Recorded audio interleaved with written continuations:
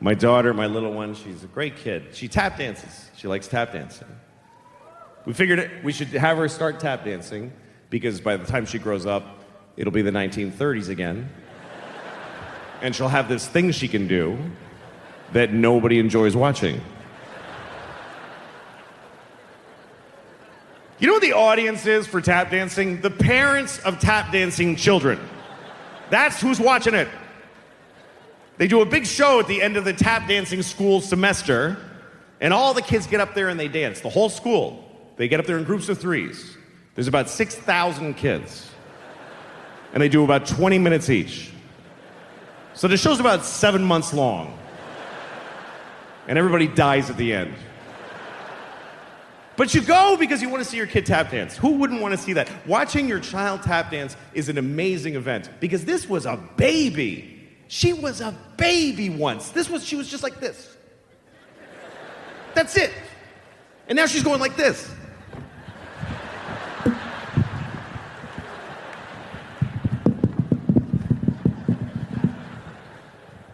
But in order to watch that, you have to sit through all these other kids that you don't love at all. In fact, you hate them for not being your kid and making you wait. These kids face a whole audience of just 2 people that love them, and then everybody's just, get the fuck off, you fat little hurry up!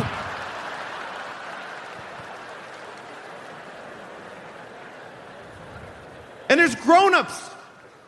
There's adults that take classes at the school, and they get up there and they tap dance. But get off, get off! Nobody's here to see you. You're 52, your parents are dead. Get off the stage. Nobody came to see you.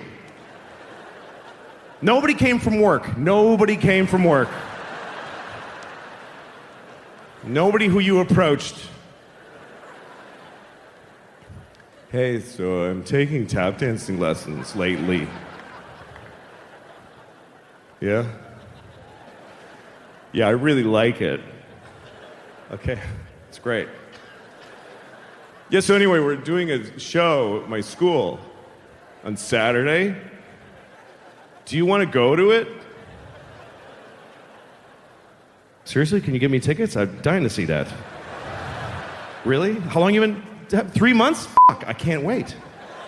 That's my favorite thing that'll ever happen to me. I take my daughter every Thursday to the tap school. I take her in there, put her in the tap shoes. She goes in the tap room. I sit in the waiting room. And I wait there because it's only 40 minutes. It's not enough time for me to go anywhere. So I just sit there and I listen through the wall. And then she comes out, I'm tired, I don't want to do this anymore. Good, don't. I don't want to bring you. I don't care if you do it. Quit now. I don't push my kids with the activities. I don't get that, because you got to do the shit too. I don't care what she does. Daddy, I'm tired of soccer. Soccer is out of our lives forever. With those words from thine mouth. Don't do anything, honey. I don't care. Don't go to school. I don't want to get up at 7. You don't need it. I have money. Just stay home and eat the food in the house. Just stay home and eat. You and your sister don't have kids, and then we all 3 of us die. We're done. That's my goal. I just want to have enough money that we can lock the door and eat the food till we're all dead. Daddy, what are we doing today? Go to the food room and pick something out. Go back to bed. It's all that's required of you.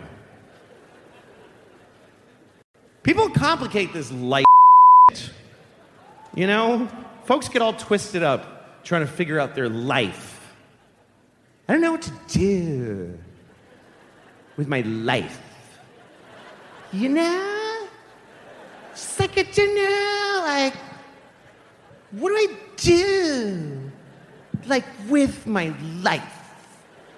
You know? Just put food in here. That's it. That's it. Walk around and look for food. Just look for food. anytime you see any food, just take it and put it in your mouth. Then, when you feel pressure in your ass, out the inside of your ass. If anybody tries to stop you from doing either of those two things, murder them.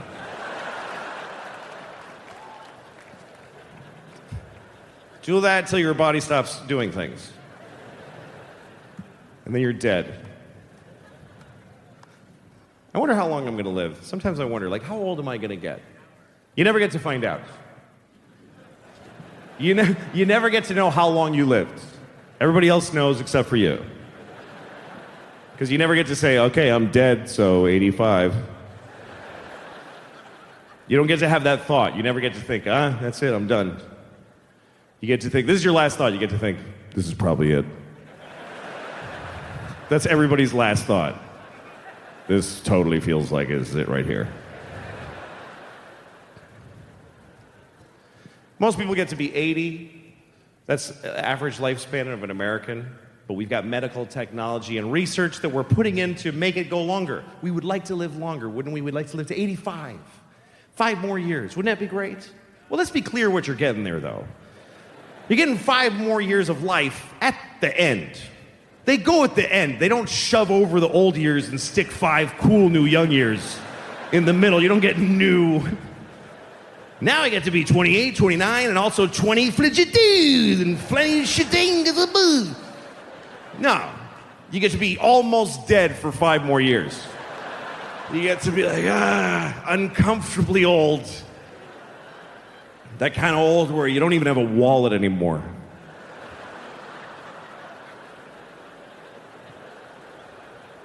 Where's my wallet? Where are you going? What are you talking about? We threw your wallet away years ago. What, are you going to go to the diarrhea store? You got plenty of free diarrhea here.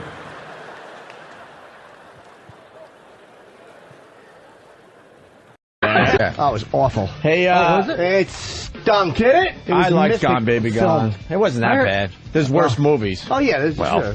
It wasn't. That should be the quote in the There's worse movies. Anthony Comina. And the star of Gone Baby Gone is in season 2 of The Wire. Whatever the fuck it is. It makes a big difference. Dago name. It's just another WAP name. Yeah. Anthony Italian. I saw a great movie last week. What movie? That's what they should have done. Sorry, we're having 2 conversations. Like 10 years. This show just doesn't listen. It's all right. I apologize. The listeners will pick what conversation they want to go with. Yeah, do it in stereo and just split it. Yes. We're the worst at listening to each other. It's amazing. What do you want to do? What were you guys doing? Because you were doing 2. Remember now. And then Nick I was doing making fun of his name being Italian. Oh, okay. Yeah. If you want to see a great movie, You're Italian? Practical Magic with Sandra Bullock. Practical Magic with Sandra Bullock. It's really I good. put that right above Midnight Cowboy. Yeah. Right below Cuckoo's Nest. Anything with that Sandra Bullock. She's good, She's though. magic. I mean, what was the Dennis Leary of 2 If I See? Yeah, that was good. so terrific. Boy, can she pick 'em. I like The Lake House myself. Oh, God, that is the worst thing I ever saw. Was that horrid? Just, they don't even, it's based on a really hard-to-sell premise, and they don't even try. What's it about? It's a lake house. It's about mastic. And A 2-bedroom in mastic. it was bought for $1,200, and it was a piece of and the mailbox. She owns it in like Now Times. It's so bad. And what's his name? Keanu owned it Like a few years a few years before. It's not even like a man from the 40s who owned it.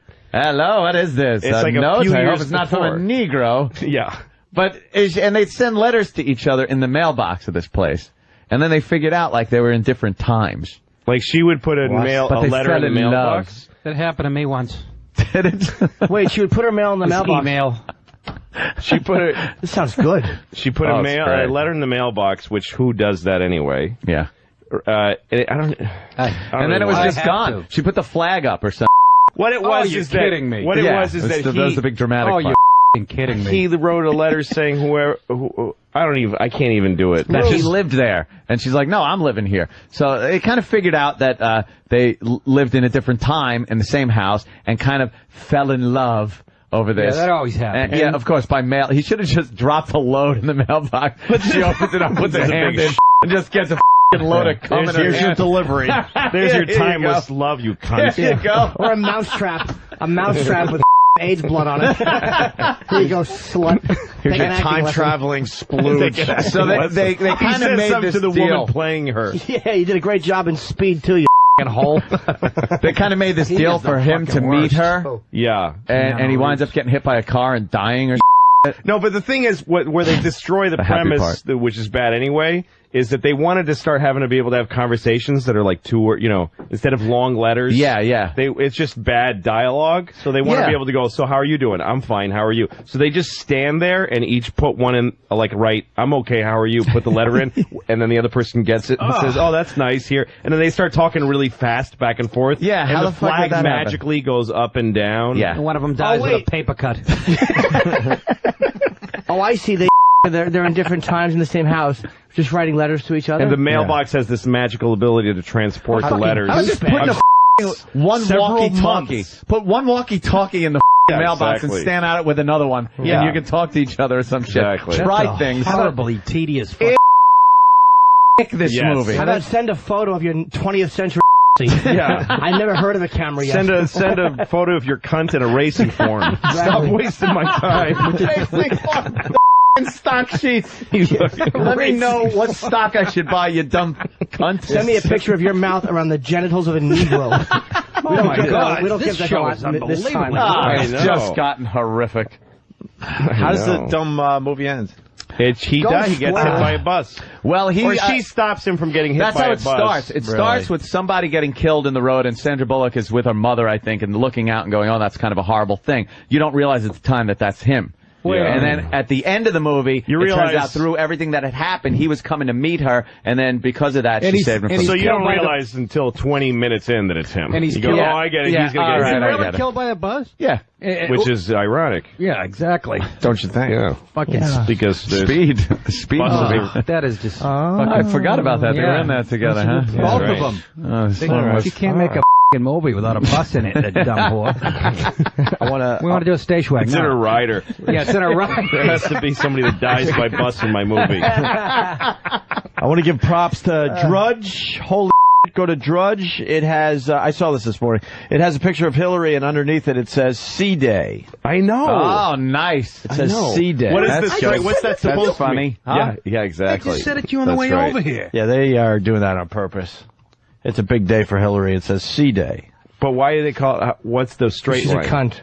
That Is is the there straight any other line. way to look at it? That is the straight line. No, other but way so to there look at isn't like some double. Clinton. This is a single Yeah, what's entendre C-Day? calling It's her a just- cunt. I just said to him on the way over here, we should have a new. He was talking. We were should do a talking about newspaper. to yeah. do a newspaper like the Post, but that's just goes further. And Just wave. have her there Yeah, on the picture cover and her. just write. I was in upstate New York in a small town, and I was standing in front of a drugstore. And in the window of the drugstore, they had a wheelchair on display in the window. Is that really an impulse purchase?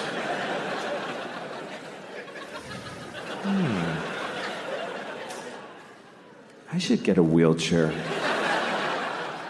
That would really help with my paralysis. Then I wouldn't have to drag myself everywhere I go, like I've been doing for 10 years since my legs were blown off at the marathon.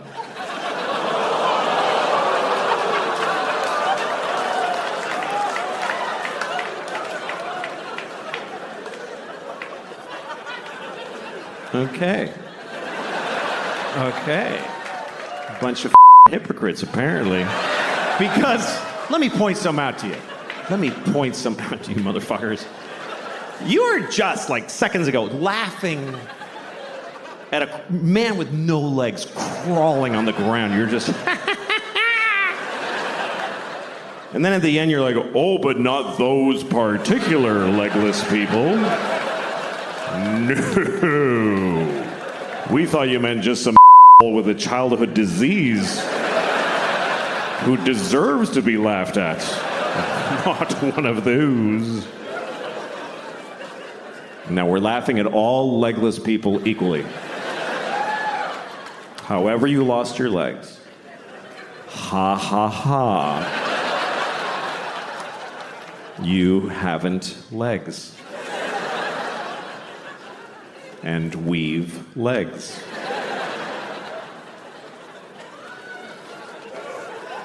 I have legs. I have 2 legs.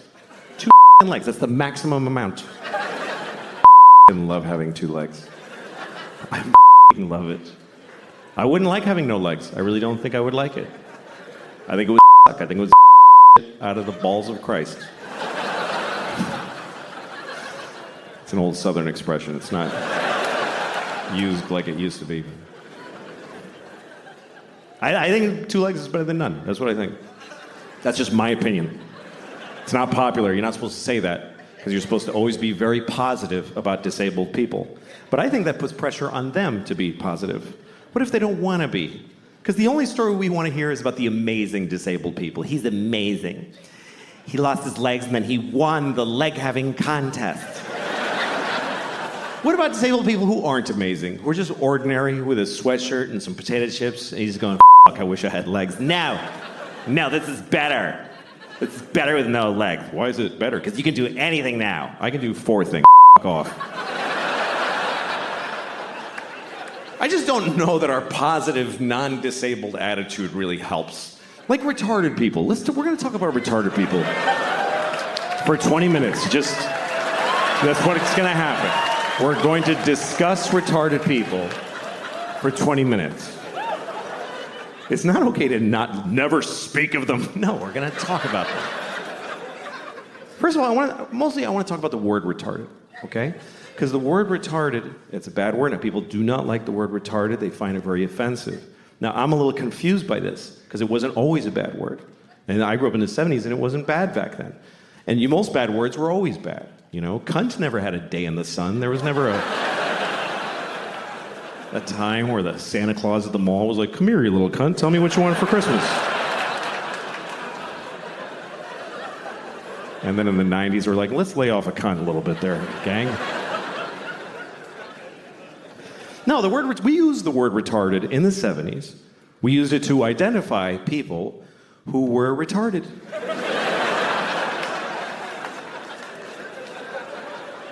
It wasn't controversial. It wasn't like he's retarded. It was like he is retarded. This fellow right here is retarded, right? I told you, yes, you're still retarded. He is retarded, everyone. And I grew up in Boston.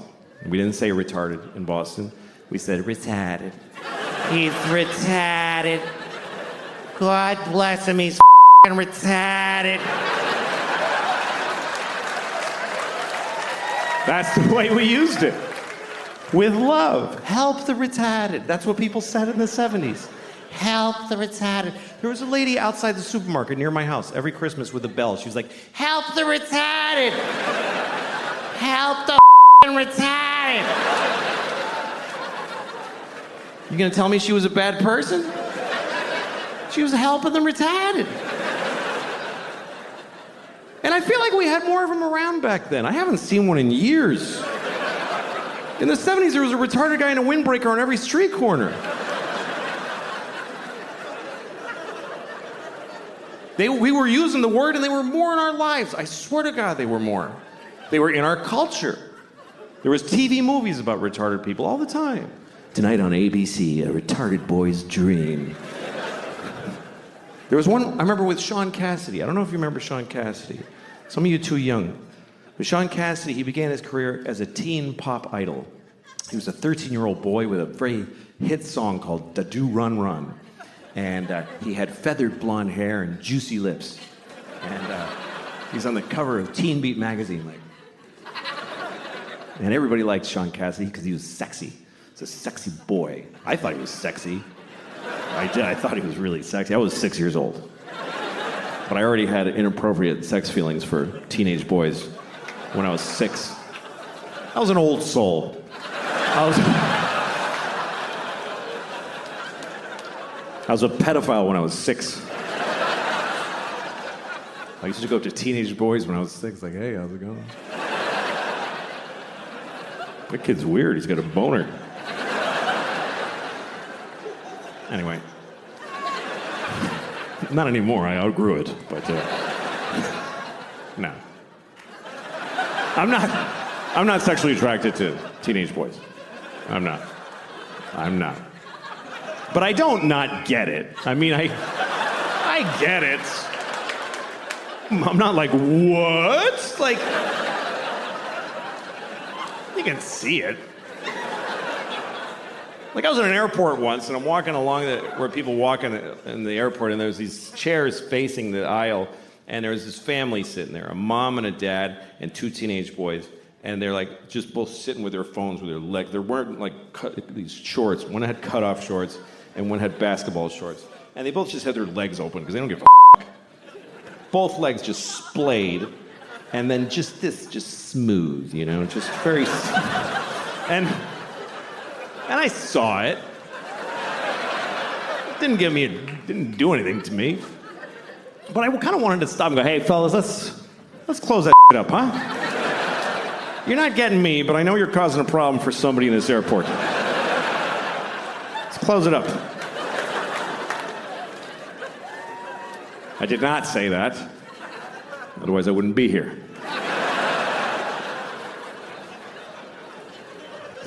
Anyway, let's return to the comfortable subject of retarded people, shall we? So Sean Cassidy. Sean Cassidy was a teen singer who then grew up. He was about 18. Now he was, old and gross. Nobody wanted to f*** him. So he started to act.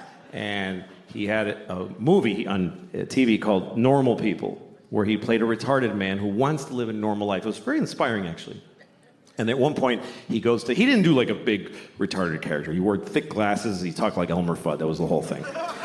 So he goes up to the guy who runs the group home he lives in, and he says, I want to get a job. And the guys who runs it is like, Republican conservative. So he's like, you can't get a job. You're retarded,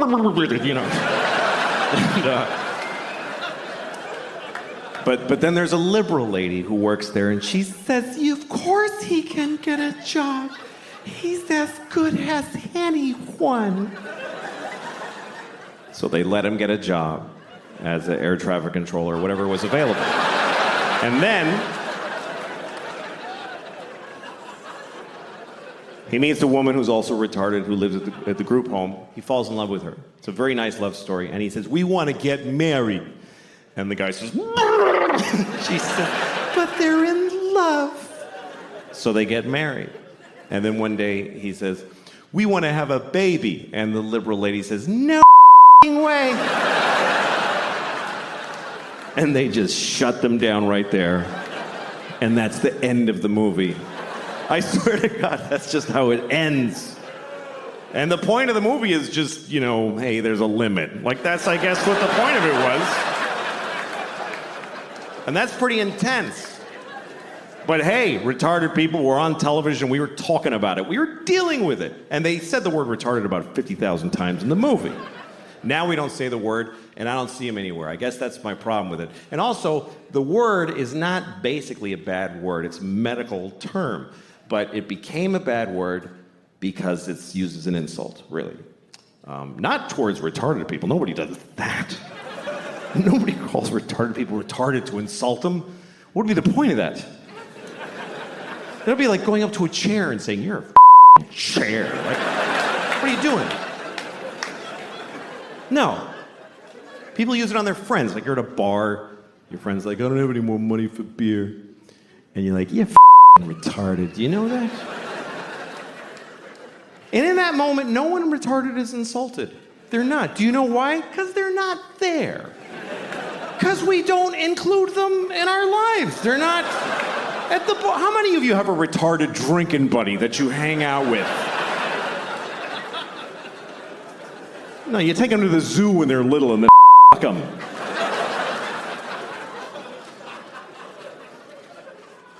This is what I find confusing about this thing, is that we told many generations of people that they are retarded. We told them that that's what they are, and they lived with it, and they dealt with it. And then we just decided it's a bad word. So did we tell them this? Did we go back to them and explain this to them? Listen, Nelson, I have something to tell you. You're not retarded anymore. You mean I'm cured? No. No, we're not even working on it.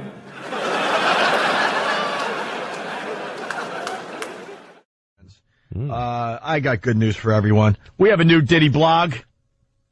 Oh my God, really? Diddy blog. You're love into the those. Diddy blog? Totally. That guy is proving that celebrities are all just giant yawns with diarrhea on their faces.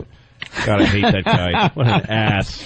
So you're on board with the Diddy blog. Oh, I can't all right. stand him. We got an intro and everything, Lo. Well, his name is Sean, but people call him Diddy, and he's spouting off garbage that he thinks is so witty. He became really famous when some gangster shot Biggie. It's Puffy's latest video blog. What's up, y'all? What's up, yo? Love the intro. Yeah. Well, of course, Diddy has a lot to say about Sarah Palin. Huh? He does. Let's hear his unique point of view. Let's hear his. He is a moron. Let's hear what you can only get from him. Diddy blog number 24. Sarah Palin. Uh-oh. She scares me. Well, She really scares me. likewise. Look at this, boys and girls. Watch this.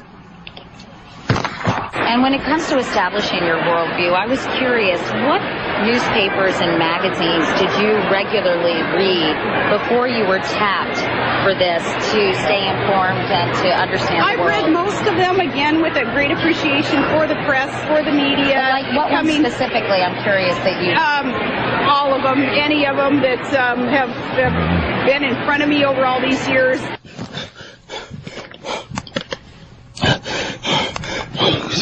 Oh my God, is he getting tased? What is that? What's going on there? Oh my gosh. Boys and girls. Boys and girls. I just spent 2 seconds actually working for a living. Did you hear her? Did you? I'm scared. See, Diddy, we get it. what Diddy's doing there is his Blair Witch Project. Oh, is that what he did? Yeah. God, stock in his company has to be crumbling. Yeah. And Yeah. how was it filmed? There was a flashlight in the dark? It's like he's in bed with a flashlight and he's telling ghost stories under the cover. No, it's Blair Witch. You put the flashlight under your face, yeah. like she did. I'm so scared. He's trying to do that. Yeah. But wow, that looks like a shot out of one of those bank cameras. Don't you have another song to rip off? Why are you bothering with this crap? What a dumb person. It continues with this. Of course it does. So, you know. She scares me. She scares me. I'm hiding under the covers. He said She's worse than the boogeyman. The boogeyman? Well, that would... Well, you know. If you want to go there. Good one. Good one. Good one. If you want to go there, Mr. Diddy. Funny stuff. Good one. Funny stuff. We could go around. That's some of that improv stand-up. There you go, a little bit of that improv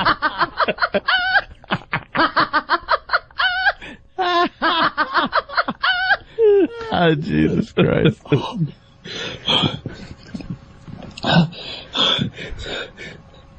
Sarah Palin, you scare me.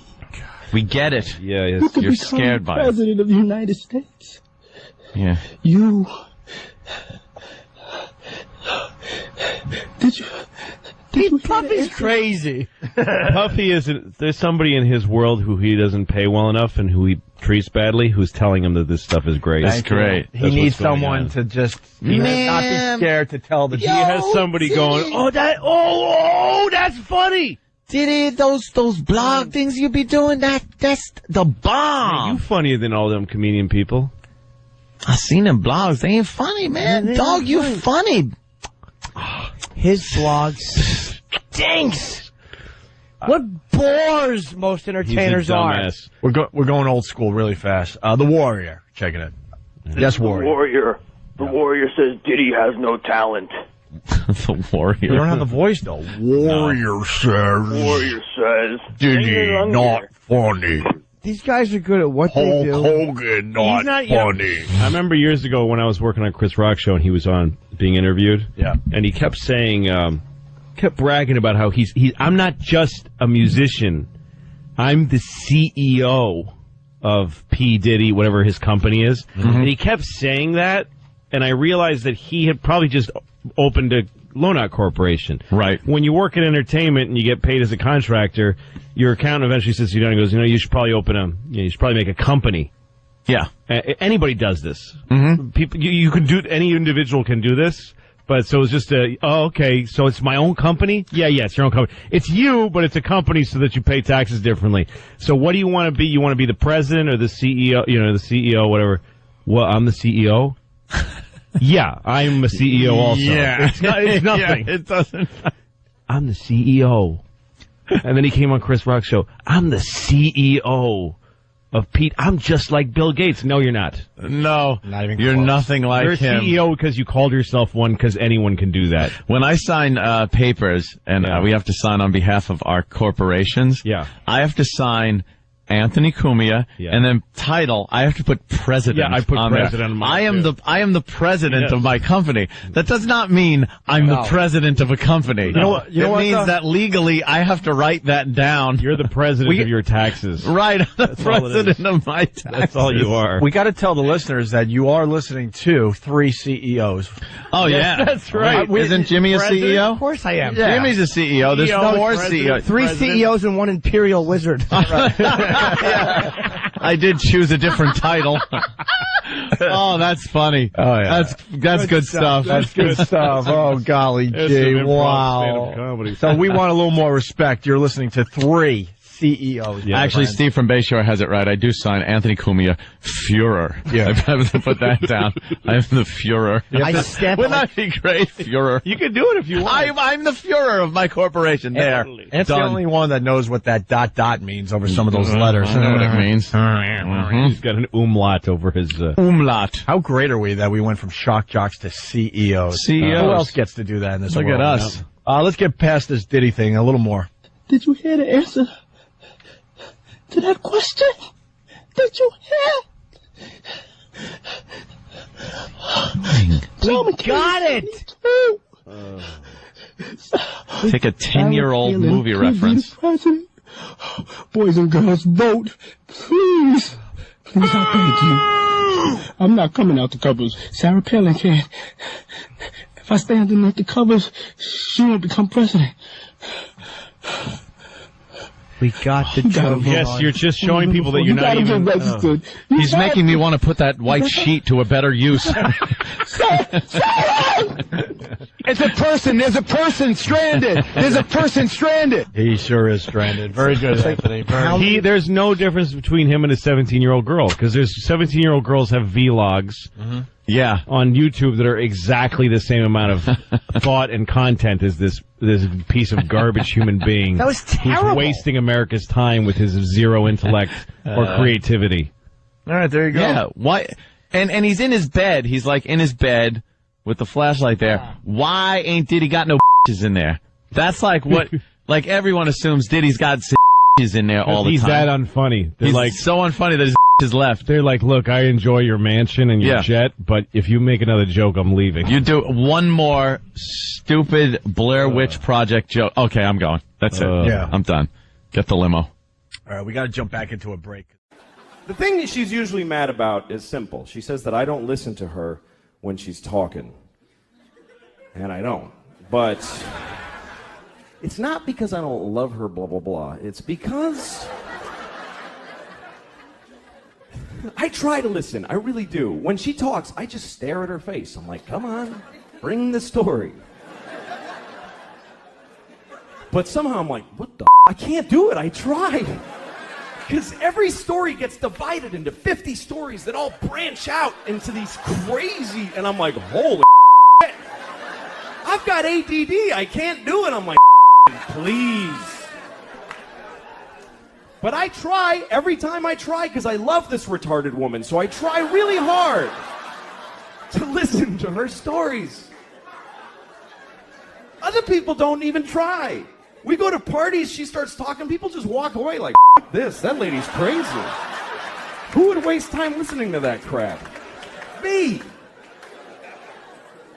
She can't help it. I really feel bad for her, because the thing is that every word of the story gets her so excited that she wants to run with it, and she can't just break through and get to the end, or even the beginning. This is my wife telling a story. She's like, guess what happened to my mom today? You remember I told you my mom how when she was in college, not when she went to Michigan, when she transferred, remember because that guy got weird and she had to leave because he was, not the Iranian guy, that was a different story. That guy, I think he was Persian. I heard that Persia actually split. What the are you talking about? Jesus Christ! Pick a thing! Have some consideration for the listener. You know, it's a lot of work having kids, especially now, as opposed to the past. Because in the past, you just had your kids and they just did their thing and you did your thing. That's what it was like for me. I'm amazed at that now. Because I have a 5-year-old and an 8-year-old. My oldest daughter is 8 years old. And when I was 8, my mother, she would go to work and I'd go to school. We were like roommates. There was no... She'd just go, see you later. Maybe I'll have a child when I get home from work. I don't know. I would go to school and then I would just wander around town. And I would do weird shit. I used to go to the store and steal tampons. I got in this weird thing where I stole tampons every day. And I never got caught. I mean, the guy probably saw me, but he's like, I'm not confronting the kid who steals tampons. I did a lot of weird shit when I was a kid. I showed my penis to a girl with Down syndrome that lived down the street. I did that. Go ahead and judge me. I was 9. I mean, I'm still the guy who did it, but I was a kid. I just really wanted a girl to look at my penis. I wanted to have that moment. And I was too afraid to ask any girls that didn't have Down syndrome. Basically, because girls in my town scared me. They smoked parliaments and had feathered hair and leather jacket. You fucking queer! They were tough. But she was approachable. I met her behind Kentucky Fried Chicken by a dumpster, and she was just nice. It's a true story. And I asked her, I didn't just go, hey, look at my dick. I asked her, can I show you my penis? And she's like, fine. And I took it out, and we're both standing there, and she's looking at me like, dude, you think you're the first person to do this? I've seen every dick in this town. Just put it away. That's what it was like when I was a kid. I mean, not for everybody, not every single. Oh, sure, we all showed our to people. And showing up, even with a short film at a film festival, is a much different thing than I'm a stand-up coming into, let's say Houston to do a week there. Suddenly people look at you differently, right? Yeah, and so I had all that. I mean, I was doing really awful gigs around the country. Also, comedy was starting to die. It was the late 80s, and clubs were closing everywhere. So I was working clubs for no money, for no audience. Literally, you'd go to a comedy club, there'd be 12 people on stage. Like the Comedy Cellar here in New York, there would be no audience, and they'd make you go on stage to literally an empty room, and you had to stand on there and tell jokes, because the owner's feeling was if somebody sticks their head in and there's no show, then you got to prime the pump. So I've actually did a bunch of shows at the Comedy Cellar, not even a waitress, but I had to tell the jokes. In case somebody looks in the window. Yeah. Keep the room show dark going on. Yeah. So I did that, and then I was doing this film stuff, and then I made a film called Ice Cream, which was really simple and black and white, and that one went to Sundance, and it won the grand prize at Aspen and a bunch of. That one just really blew up and did great. And then the Conan show started in '93, and they, same as Caroline's, just threw the net out who's funny and who can write, and I had these short films that were like bona fide, good, well-made comedy shorts. Now, how many people were on that writing staff? I think there were 6 of us on the first staff. And this was before the show was on the air. This was like, the show came out in September, and I got hired like in May.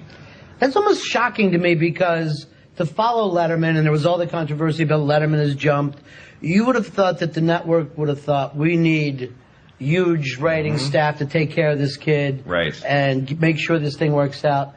It's your first real national gig. And there's only 5 other guys on the staff. It was a small staff. Yeah. It was a great staff. But for me, it was the biggest thing that ever happened because I was dying.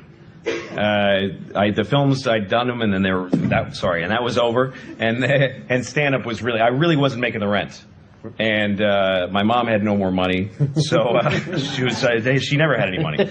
But I was going to give up, and I as Saturday Night Live auditioned people for a new cast first, and they hired every one of my friends, Dave Attell, Laura Keitlinger, Janine Garofalo, who we started together in Boston. Everybody. Jay Moore was this young kid. He got hired. Like everybody I knew got hired except for me. On that same stand-up show? On that either as a writer, as a performer, on SNL, and I got nothing. And so I called my friend who was living in San Francisco, and I said, maybe I'll move there because it's nice there, and just do something else. Like I had decided to quit show business.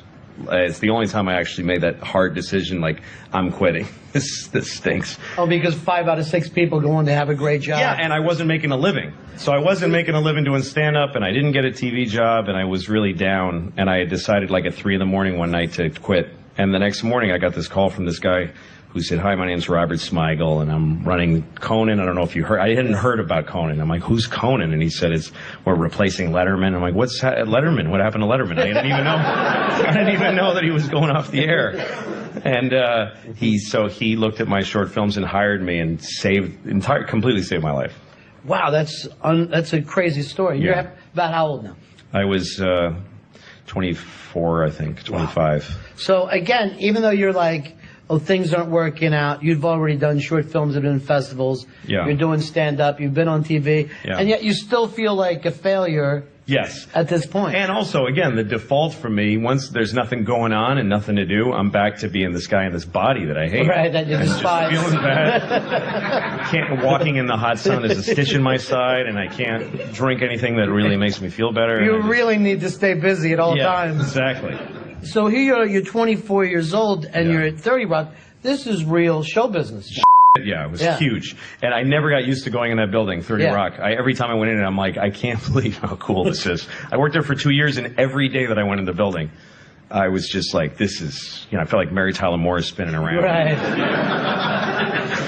And the show, and people forget this now because Conan's such a huge star. He took a lot of heat when that show started. Yeah, people hated him, and and that was another thing that I learned from surviving failure was watching him take just shots to the head and having no retort because he didn't earn the show. Right. They hated him because they didn't know him. Yeah, and he never performed. Like literally, his first professional performing job was Conan O'Brien's show. And so he couldn't even go, yeah, well, f*** you. He had to go, I know, well, I'm trying though, please. But he just stuck to it. And there was so many days, so many Fridays where everybody was calling their agents where we were told definitively this is the end of the line. And Conan would take off his jacket and take a deep breath, and he'd get on the phone with the network. And he just somehow would go, guys, I just know we can get some traction. He defended. He never had a contract, right? It was a week-to-week deal? Yeah, no, he could have been fired any minute. And they kept saying, I remember one day Rick Ludwin, who was the big late-night chief, said to us, one day he came in and said, guys, these Sandinistas are climbing over the walls. And I'm going to just drop my gun and run. I can't do it. And so we were all like, well, it's over. And that went on for like 2 years. It felt like that. To the point where sometimes we were like, couldn't you cancel the show? Like I wanted it to get canceled because it was so tense. But Conan stuck to it. And also we were writing for him really hard to sell, weird up bits that a lot of them bombed, and this poor dude would just sit there with sweat trickling down his neck, and he'd do them, and he would never bail on a bit. He just I really learned to respect him from that. So he's a real tough guy in terms of being able to just wait this thing out. Yeah, nothing can hurt Conan. He's a very strong guy. And you're talking to Smigels on the writing staff, and is that where you really learned about comedy? Yeah, that's how I learned about comedy writing. Yeah. And putting together comedy for television and how to put it, how to make it work for an audience and stuff like that. Yeah, because I think that's something most comics don't try too, is to write for other people. Mm-hmm. And how do you come across as how to write for someone with a totally different personality than my own? Well, we were doing comedy sketches on that show, so I didn't write his monologue. I didn't have anything to do with that, but we would write. It was like making little movies or stage plays. Because the great thing about Conan or any talk show is that some of the stuff takes place in front of an audience. So we got to try these two things. Some of them were film bits that you'd go out and shoot and produce with characters and stuff, and other ones were bringing characters into the audience and learning how to work a script and cue cards with an audience there and stuff. I mean, an amazing experience. Especially for someone with no experience doing this. Nothing. And the other guys, one of them was Dino Stamatopoulos, who's now doing a show called Moral Oral. That's a great show, and just a bunch of guys. Everybody's gone on to do different things. But do you think that show is what gave you the credibility to move in some of the other places you went? Yeah, definitely. And I mean, Robert and Conan were really generous, and if it was funny, you got to run your bit. If you wrote something funny, they go, okay, go do it, and you'd literally get to cast it and direct it. And when I was 24, and if it was my bit, I would direct Conan. I'd sit on the couch next to him going, here's what you do, and I'd just boss him around. And he let me do that because if you were funny, they wanted you to run it. They trusted you.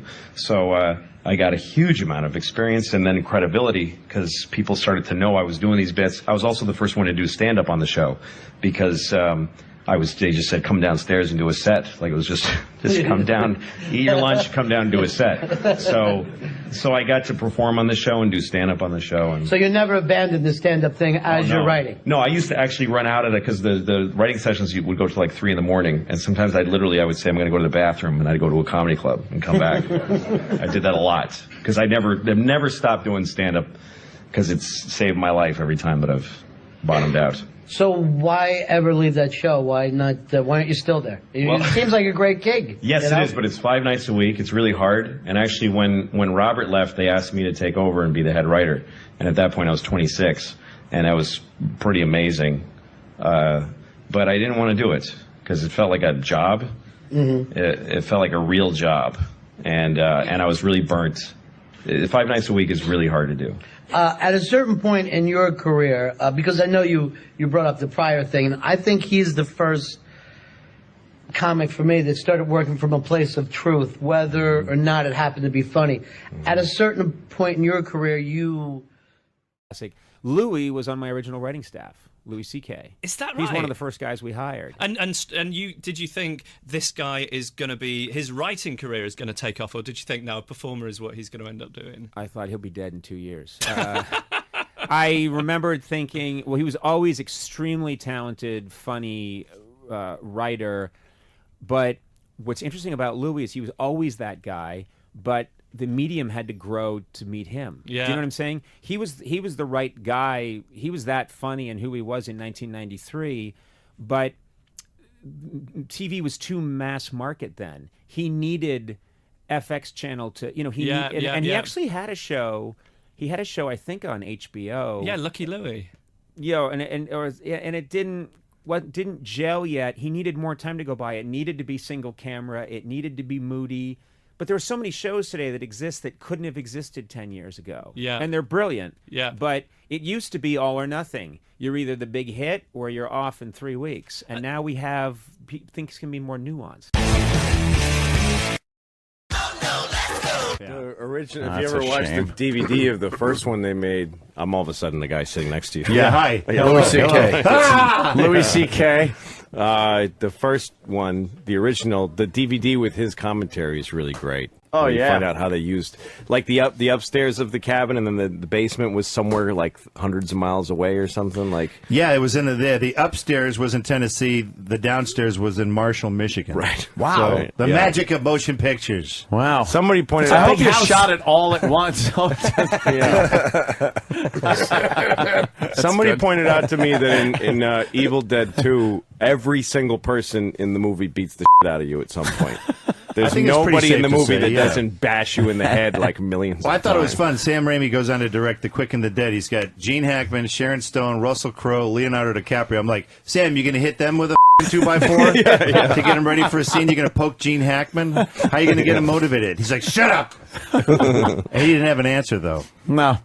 The I love the movies. I'm a big fan. In Fargo. And Bubba Hotep. Did you talk to him about we're that? going to talk about that. We're going to talk about Fargo. Can I just say one thing about the movies? Accidentally. I know the most boring thing to do in an interview is like doing the Chris Farley. I love that part. Thing, yeah. But I'm sorry. Do it. In Evil Dead 3, when you're trying to undo the spell by saying the magic words. Oh, yeah. Klaatu Verata Nicto. Again! I got it! Klaatu Verata And he mumbles like as if the 'Cause he doesn't know spirits the of last the one, dead yeah. would go like, hey, I'll give it to him. Close enough. Yeah, close enough. Klaatu, Yeah. whatever. And then basically that leads to the deaths of about 250 innocent people. Because he just wasn't listening. So my wife decided that she wanted to get pregnant again. She decided it. And this is back in August. She told me, you need to be in town next week. I go, why? Because I'm getting, I'm ovulating. So, not do you want another kid, just be in town. That's how she handles it. I'm like, I don't want another kid. So it. And she's like, all right. Next week, she starts blowing me, right? Now, she hasn't blown me in, Jesus, I don't know if I've ever been blown. That's how long it is. She's blowing me on the day she's ovulating. I'm a idiot. I'm like, yeah, you love it. Like, I think she digs me now.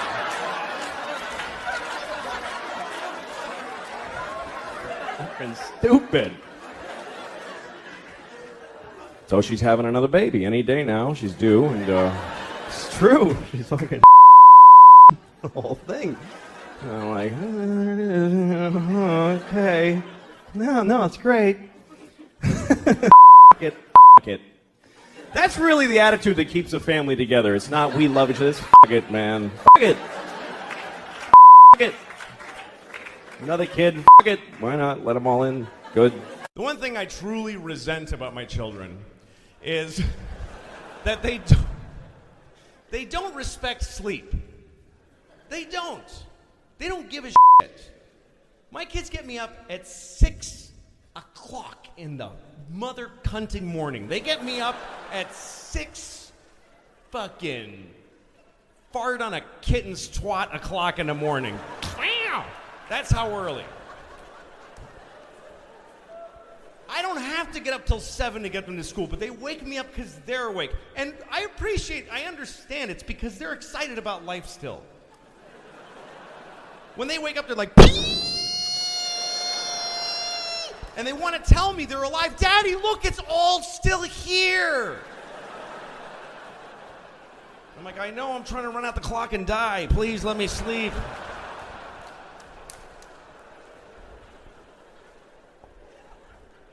And at 6 in the morning, I am sleeping, man. I am sleeping a beautiful sleep. I am sleeping a deep, dark African sleep. I am fathoms deep in a river of warm chocolate, just and sleep is like an ancient with 20 tongues just blowing me like perfectly. And she's speaking a dead language. Oh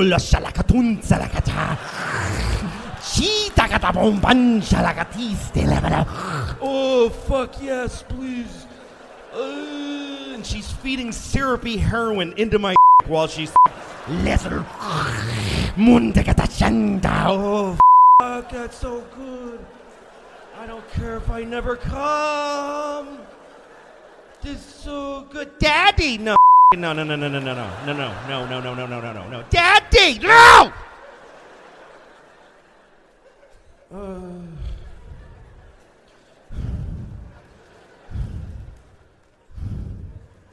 I walk around my apartment. I can never see out of my right eye till about 10 a.m. It's totally clouded. I have a doctor friend, I told him that. He's like, I've never heard of that.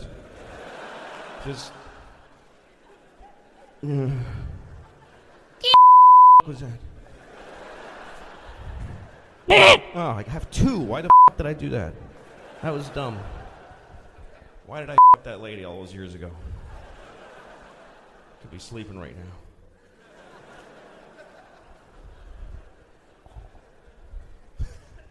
I love sleep. I love it.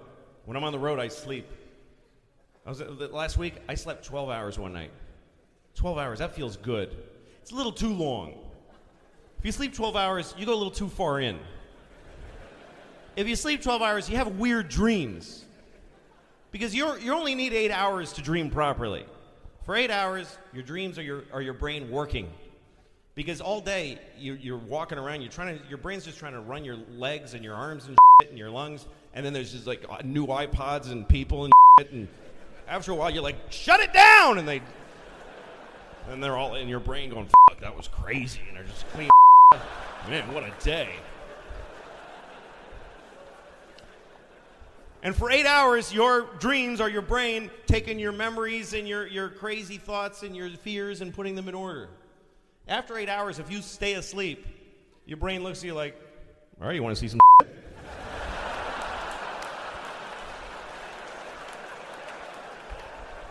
I mean, if you want to f around, I'll show you some shit. I got some shit here. You want to find out who you really are? You sure you want to hang around for the late show? Because this gets f***ed up now.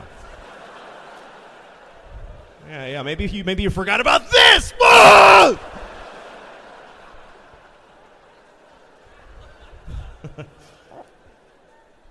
My dreams are always something really weirdly repetitive and small and upsetting.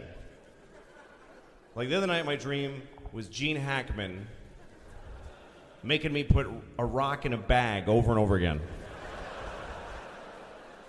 That was the whole dream.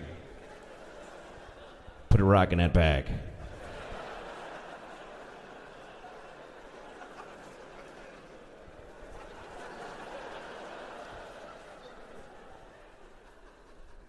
Put another rock in the bag.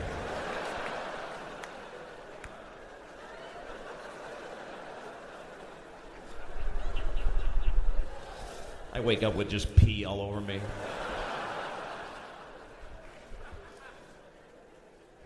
That's what I live for, sleep and food. I don't really care about anything else. I love, a lot of filmmakers. I like Scorsese. Those are the kind of the streets of New York filmmakers that I really love. Well, Scorsese's a little bit trippy, you know? Yeah. It's a little strange. Like Mean Streets, which you should go back and watch. You haven't seen that in a while. It's so good. But there's really, it's a scene about these kind of like scrappy mobsters in the Greenwich Village in the 60s. But then there's a scene where a guy goes, hey, come into my, this guy that owns the bar, he goes, come in the basement, I want to show you something. He has a tiger in a f***ing cage that he bought. And they're all like, what the f*** are you doing with this tiger? And it's kind of a funny scene, but then he gets in the cage with the tiger and he starts hugging the tiger, and it gets really quiet.